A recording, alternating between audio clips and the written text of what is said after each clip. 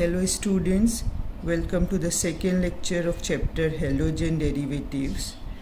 In this lecture we are going to discuss about method of preparation of alkyl halide. Alkyl halides can be prepared by using alcohol, hydrocarbon and alkyl halide itself by doing halogen exchange. First discuss in detail or first look at how we can prepare alkyl halide from alcohol. Okay. From alcohol we can prepare it by using three different reagents. Number one is hydrogen halide, number two is phosphorus halide and number three is thionyl chloride.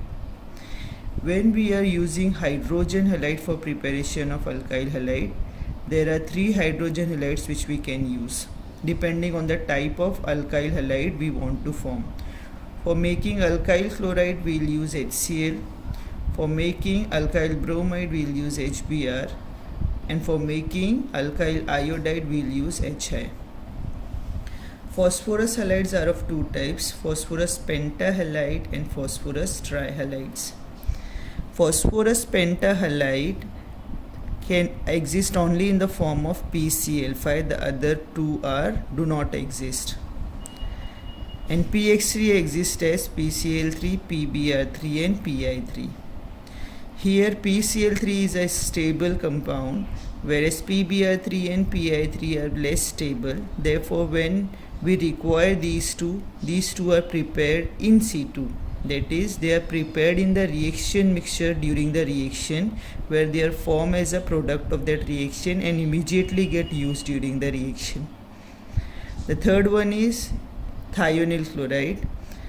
Here we can only prepare alkyl chloride as our product, but this is the best method for preparation of alkyl chloride.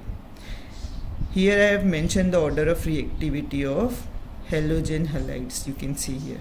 Okay, now let's move forward. Now look, here I have given a general reaction where alcohol is treated with hydrogen halide under the suitable condition and produces alkyl halide and water. Let's first discuss how alkyl chloride can be prepared by using this method. Okay, so alcohols, when treated with HCl in presence of anhydrous ZnCl2, it gets converted to alkyl chloride and water is formed as the byproduct. This reaction of formation of alkyl chloride from alcohol using HCl and ZnCl2 is known as Grove's process. This is Grove's process. Okay, and the reagents concentrated HCl and anhydrous ZnCl2 are known as Lucas reagent. Okay, now let's see some examples. Let's take primary alcohol first, CH3 CH2 OH, that is ethyl alcohol, on reaction with HCl and ZnCl2, heating is also required, gets converted to CH3 CH2 Cl, that is ethyl chloride and water. This was the example of primary alcohol. Similarly, tertiary alcohol can also undergo the reaction. Let's take isopropyl alcohol. Again on treatment with HCl and ZnCl2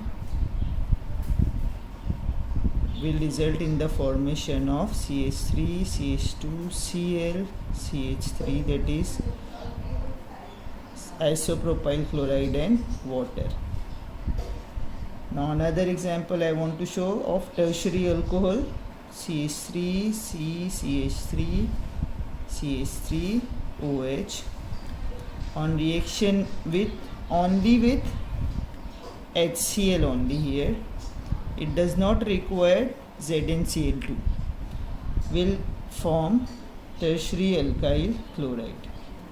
Okay, so here ZnCl2 is not needed, only the presence of HCl at room temperature only is enough. When we'll shake it together, we'll instantly get our alkyl chloride. Okay. Why this is happening? Because the order of reactivity of primary, secondary and tertiary alcohol differs from each other. The tertiary alcohol show highest reactivity, secondary alcohol is less than it, and primary alcohols are least reactive. Okay, it means tertiary alcohol will undergo immediate conversion to alkyl chloride.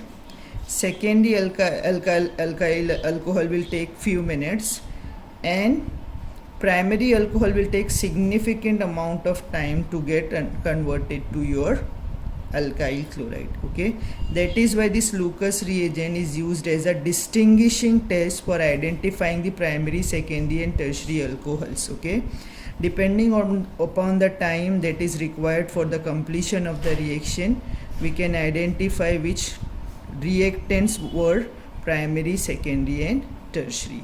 Okay, now let's move for the next reaction. Formation of alkyl bromide. This is a general reaction I have shown here. Alcohol on treatment with HBr gives alkyl bromide and water. Now HBr is quite unstable, therefore it has to be prepared in the reaction mixture. For making it, generally potassium bromide or sodium bromides are treated with concentrated sulfuric acid, which results in the formation of HBr. Okay, so directly HBr we cannot write, we have to show that HBr is produced by using NaBr and sulfuric acid. Okay, now let's see some example. Take ethyl alcohol CH3 CH2 OH on reaction with HBr, which is formed due to the reaction of NaBr and concentrated H2SO4. We'll get what? CH3 CH2 Br, and water is formed as the byproduct. Similarly, it can do the conversion of secondary alcohols and tertiary alcohol under the same set of conditions. You can do these reactions at home by yourself. Okay, now the formation of alkyl iodide. Here what happens, again I am writing the reaction.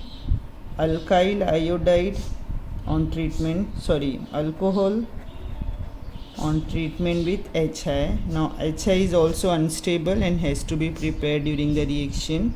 And how it is prepared? It is prepared by treating potassium or sodium iodide with phosphoric acid, that is H3PO4. Okay, it gets converted to alkyl iodide and water. I am taking one example of secondary alcohol here. Take CH3 CHOH CH3. This is your secondary alcohol on treatment with HI by taking Ki, or we can also take sodium iodide here, and phosphoric acid H3PO4. We will get our CH3 CHI CH3 plus water is formed as the byproduct. Okay, now here in place of phosphoric acid, why we are not taking sulfuric acid? Look, if we'll take sulfuric acid here, the iodide ion which are formed during the conversion of this reactants into HI will get converted to iodine molecule I2, which we don't want. We want what? HI here. So sulfuric acid is a very strong oxidizing agent, and it will convert iodide ions to iodine gas, which is not needed. Okay, therefore phosphoric acid is used instead of sulfuric acid. Okay, so remember, while formation of alkyl iodide, sodium iodide or potassium iodide has to be taken with phosphoric acid only and not with sulfuric acid. Okay, the reason is sulfuric acid is a very good oxidizing agent, and it oxidizes iodide ion into iodine and interfere with the formation of hydrogen iodide, which we require for the reaction. Now comes the preparation of alkyl halide by using phosphorus halides. Let's take the discussion with first how it is prepared by using PCl5. I have given the general example where alcohol is treated with phosphorus pentachloride. It is heated and gives alkyl chloride, HCl, and phosphoryl chloride is formed as the byproduct. Okay, let's take some example here. Let's take CH3 CHOH, a secondary alcohol, on treatment with PCl5. It will give what? Wherever is your hydroxyl group, you replace it with your halogen and you will get your alkyl chloride. Okay, byproduct will be what? This HCl is produced here, this hydrogen is what? Get attached here, one chlorine is here, one chlorine is here, 3 are left, and one oxygen from here, it will form POCl3. Okay, similarly you can write these reactions for primary and tertiary alcohols also. You can take the example of ethyl alcohol and tertiary butyl alcohol and do carry out the reaction by using PCl5. Okay, now the next one is how we are going to prepare it from phosphorus trihalides. Okay, all three types of trihalides can go for this reaction. I have shown you the general reaction. You can see alcohol, 3 moles of alcohols will react with 1 mole of phosphorus trihalide and will form 3 moles of alkyl chloride, and phosphorus acid will be formed as your byproduct. Okay, let's see the example first with PCl3. So take ethyl alcohol CH3 CH2OH. When it is treated with phosphorus trichloride, it has to be refluxed. Okay, it forms CH3. Okay, 3 moles are needed, sorry. So 3 moles of CH3 CH2, and here what will come? Cl. Look, in PCl3 3 Cls are there. It means we will substitute all the 3 Cl to alcohol. For that we require 3 moles of alcohol. Okay, but phosphorus halide will be needed only 1 mole, because 1 mole of phosphorus halide contains 3 halogens. Okay, so you are removing 3 OH group from here, 3 hydrogen and 3 oxygen. It forms what? H3 and O3, and where is what P comes from here? It forms H3PO3. This is your product. Okay, phosphorus acid and 3 moles of alkyl chloride. The number of moles are very important here. Now let's see the example of these with PBr3 and PI3. CH3 CHOH CH3, that is secondary alcohol. How many moles? 3 moles. Reacts with PBr3. Now PBr3 does not exist in the stable form, therefore it has to be prepared in C2, that is in the reaction mixture. So how it is prepared? It is prepared by the action of red phosphorus and bromine gas.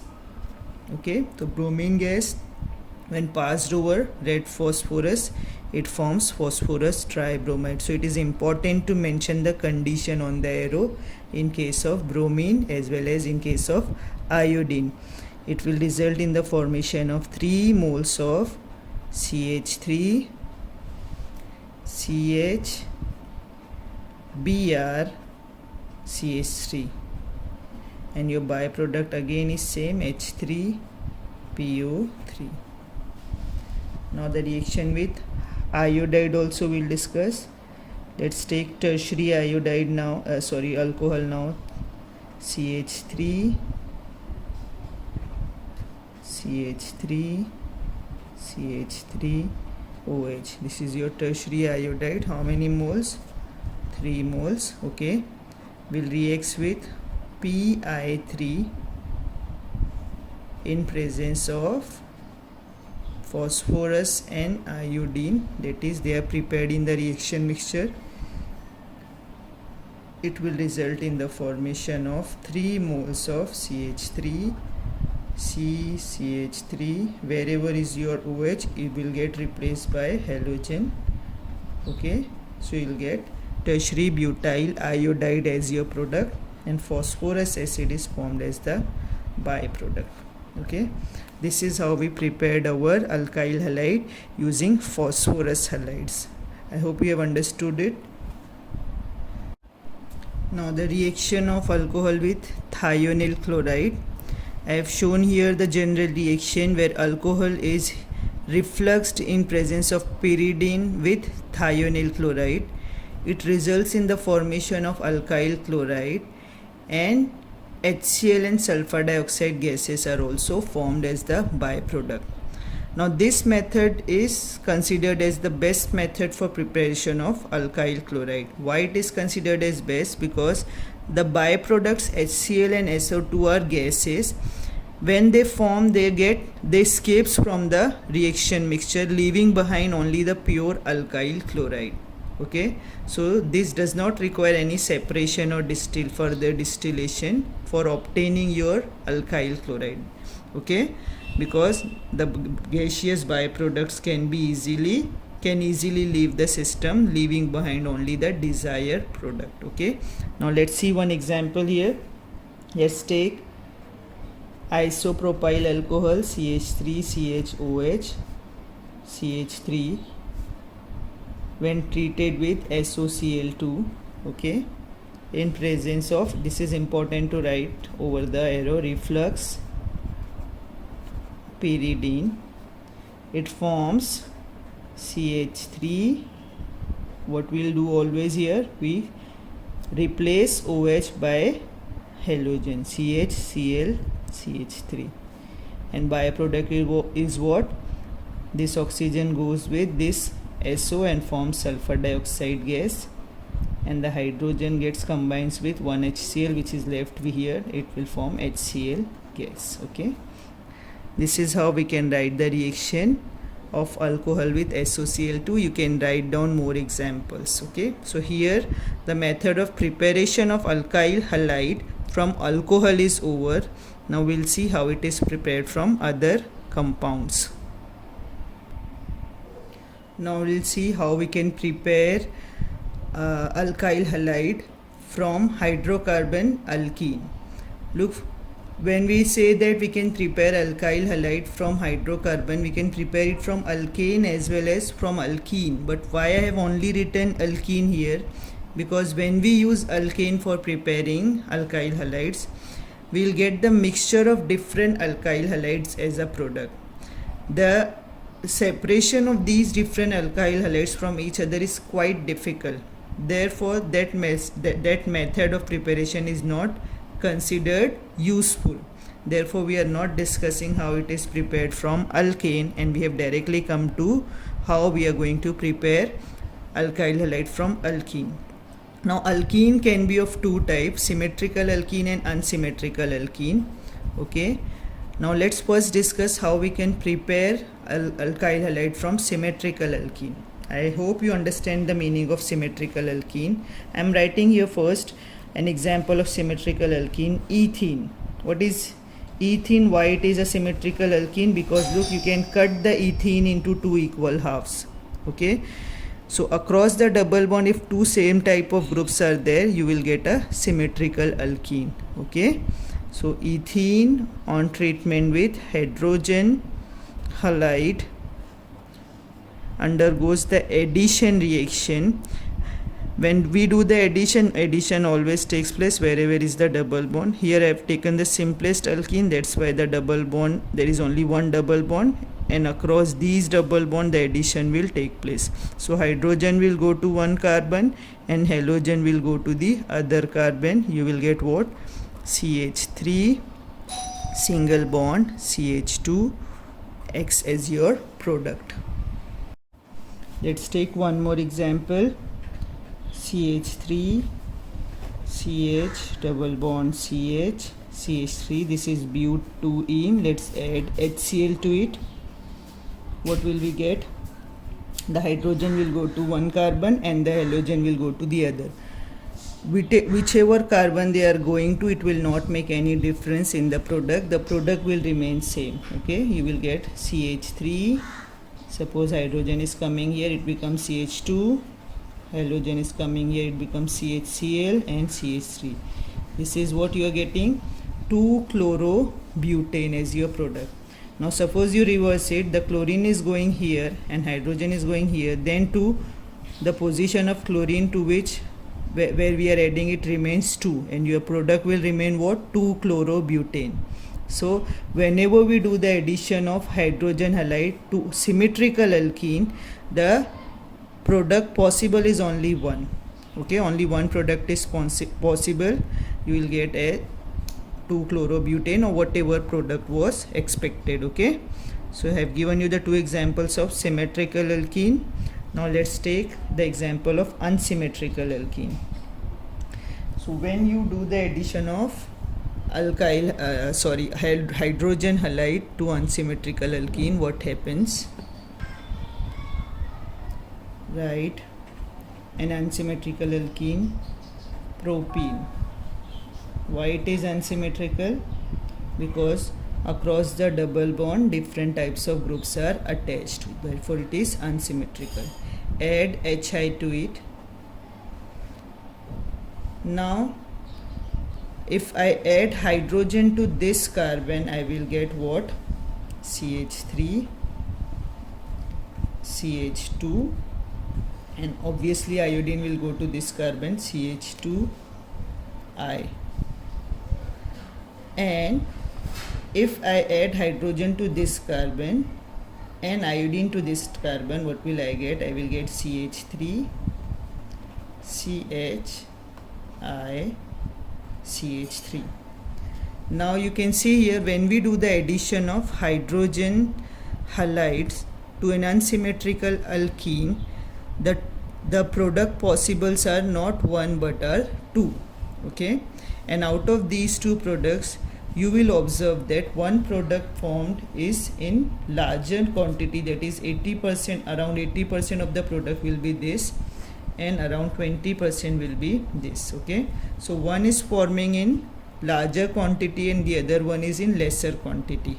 Okay, so whenever an addition of an unsymmetrical reagent is done to an unsymmetrical alkene, two types of products are formed, but one product will be formed in large amount and the other one in the lesser amount. Okay, and this preferred formation of products is generalized in the form of rule known as Markovnikov's rule. Okay, Markovnikov rule state that whenever an unsymmetrical reagent is treated with an unsymmetrical alkene, the negative part of that reagent goes to that carbon atom which carries less number of hydrogen atom. You can observe this here also, that your iodine is the negative part of the reagent. It is preferably going to the carbon, the central carbon, which is having only one hydrogen, as compared to the other one which is having two hydrogen. So it is preferably going to this carbon which is having lesser number of hydrogen, and more number of reactants are converting to this kind of product. That's why this is our major product. Okay, and some of it are also going against it, and only 20% of this are formed as your product, and this is termed as your minor product. Okay, so you have to memorize that rule. What is that rule? Markovnikov's rule. You can write that rule from here.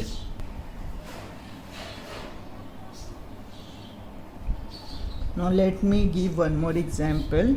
Take the example of isobutylene CH3, C double bond CH2, CH3. This is isobutylene. Let's treat it with HBr.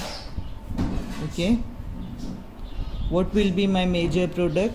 According to Markovnikov's rule, the negative part will go to the carbon that carries lesser number of hydrogen. So obviously this carbon is having no hydrogen, therefore I would say that our major product would be which product?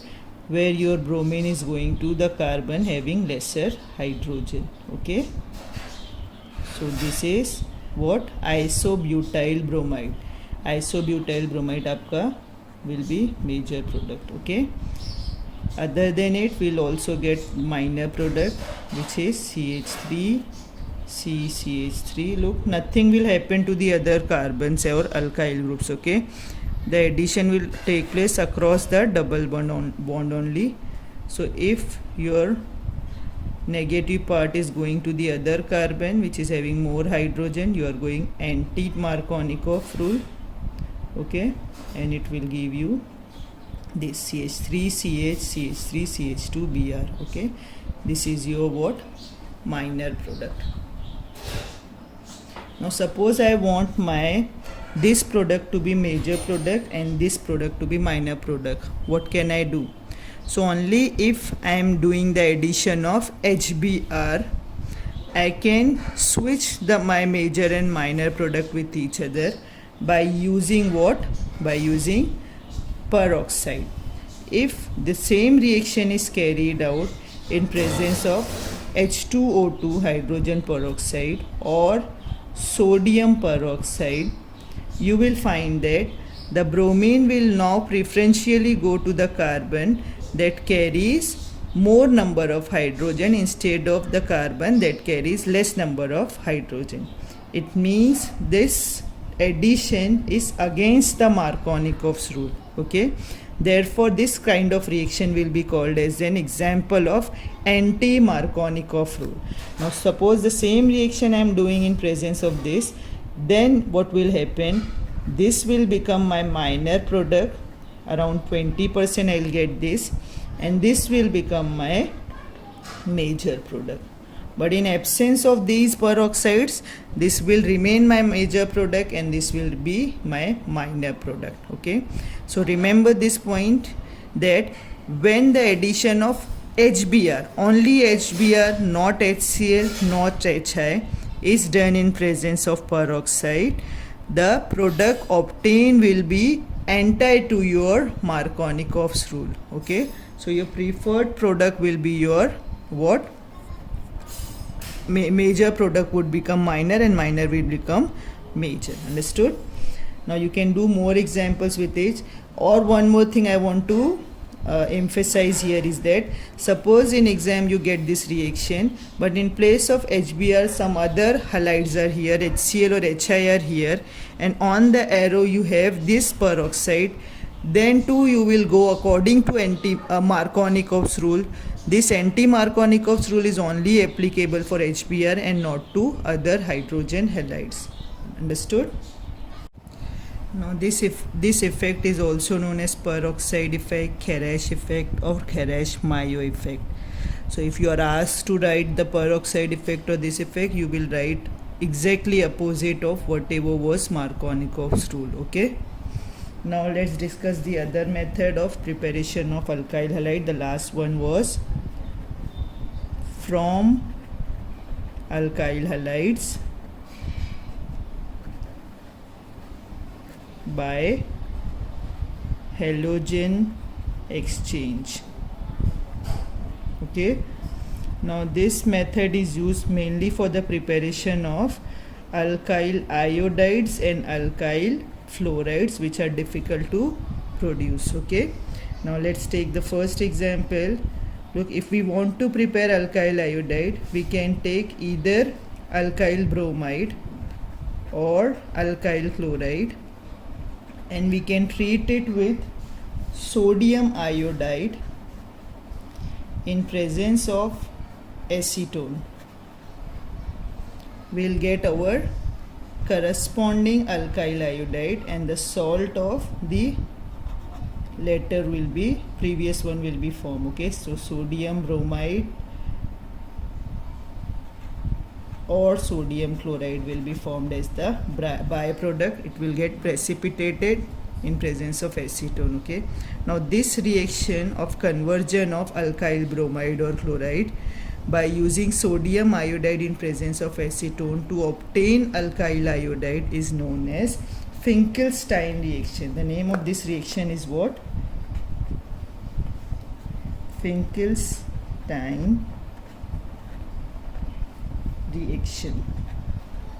You have to remember this. It is an important reaction, a name reaction. Okay, let's take an example here. Suppose you have ethyl bromide C2H5Br and you are treating it with sodium iodide in presence of acetone. We can also take methanol in place of acetone. Okay, you will get C2H5I, that is ethyl iodide, and NaBr salt will be precipitate. Okay, the name of the reaction is Finkelstein reaction. You can practice this reaction with other examples of ethyl chloride, isopropyl chloride also. Okay, now the one more example is there. Suppose I want to prepare alkyl fluoride. So what I will do for making alkyl fluoride, again alkyl chlorides or alkyl bromides can be taken. Again you can take either alkyl chloride or alkyl bromide, both you can take, whatever you want, and you treat it with silver fluoride.